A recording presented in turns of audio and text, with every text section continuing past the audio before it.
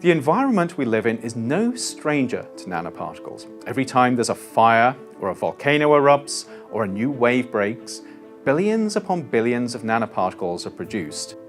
Over millennia, we've evolved to deal with these particles. But what if intentionally designed nanoparticles can cause more harm than these naturally occurring ones?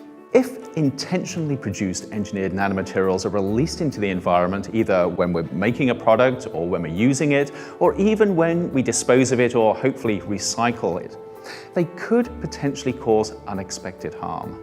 And some of the most vulnerable parts of our environment are those that involve water. Vera Slavikova and her colleagues have been investigating what happens when environmental organisms are inadvertently exposed to engineered nanoparticles released into the environment, and especially when they're released into water systems.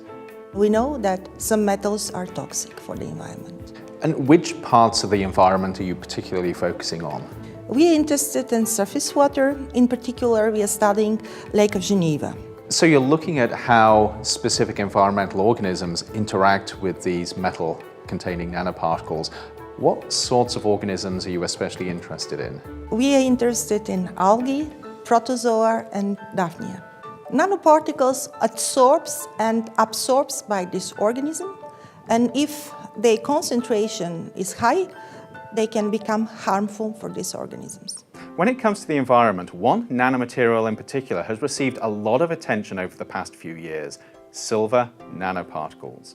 Silver-scale nanoparticles are really interesting for industry, but also for consumers because of their antimicrobial activity. Well, the silver nanoparticles are used in textiles, and when you wash them, the particles can be released to the sewer system and end up in a wastewater treatment plant.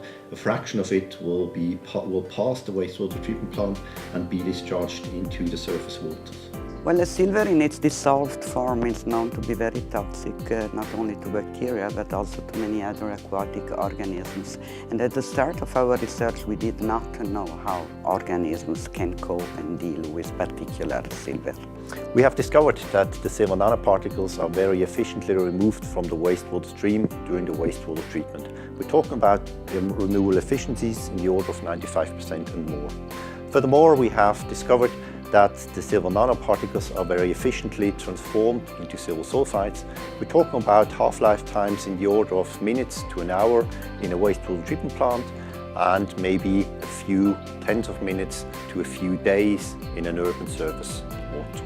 So how concerned should we be about silver nanoparticles entering the environment? Based on our results, we think for the aquatic environment there is no immediate harm.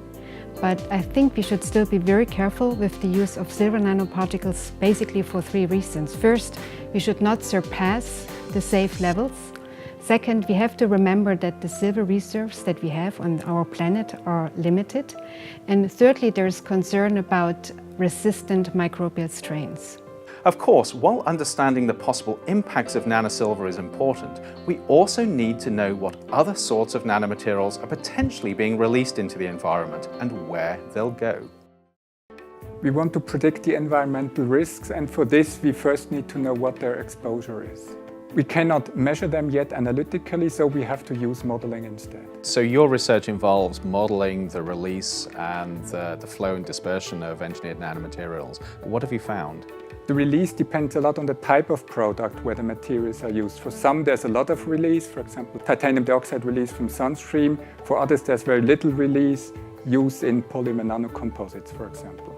So what else do we need to know in order to develop safe uses of engineered nanomaterials in products? Exposure data, we have to combine them with hazard data, so how toxic these materials are, and then we can estimate the environmental risks. By understanding how nanomaterials are potentially released into the environment and where they go, or how nanomaterials in our bodies might cause harm, we can begin to build a picture of where future risks might lie. And this is essential if we want to ensure the full range of opportunities that this technology offers without creating unnecessary risks.